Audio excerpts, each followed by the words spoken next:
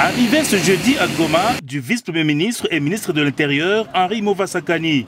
Au pied de l'avion, il a été salué par les gouverneurs du Nord-Kivu et plusieurs personnalités de la province du Nord-Kivu avant qu'ils reçoivent l'accueil chaleureux de membres de partis politiques de la majorité présidentielle. Direction la Grande Barrière à la frontière congolo-rwandaise. Dans la zone neutre, c'est là que le décor est planté pour une double cérémonie, la réception officielle des bornes de démarcation des frontières entre la RDC et le Rwanda et la signature du procès verbal de l'accord portant création et exploitation du poste frontalier à arrêt unique. Dans le but de transformer les frontières considérées jadis comme barrières en des passerelles de coopération.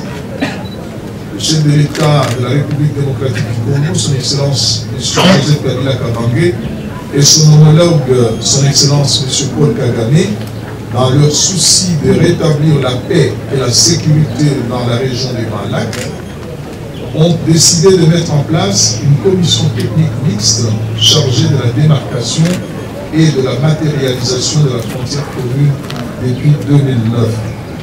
Cette commission est à pied d'œuvre depuis 2014. Elle a déjà reconstitué les 22 bornes frontières telles qu'elles ont été placées en 1911. La cérémonie d'aujourd'hui vient couronner les efforts que la commission a fournis en remettant en place les 22 bornes principales.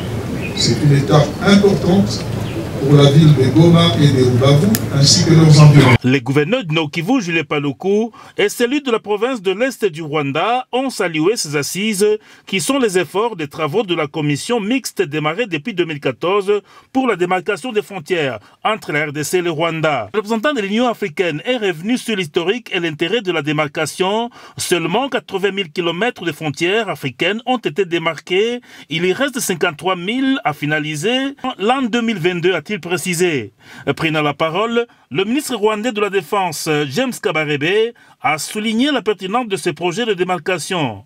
De sa part, Henri Movasakani a, au nom de la République démocratique du Congo, salué le travail abattu pour que les 22 bornes soient fixées avant de reconnaître la fluidité des populations qui traversent la frontière congolo-rwandaise. Au moins 80 000 personnes sont enregistrées par jour. Cette double cérémonie cimente une fois encore les relations et échanges transfrontaliers entre les deux pays à l'occasion de la Journée africaine des frontières commémorée le 7 juin de chaque année par l'Union africaine.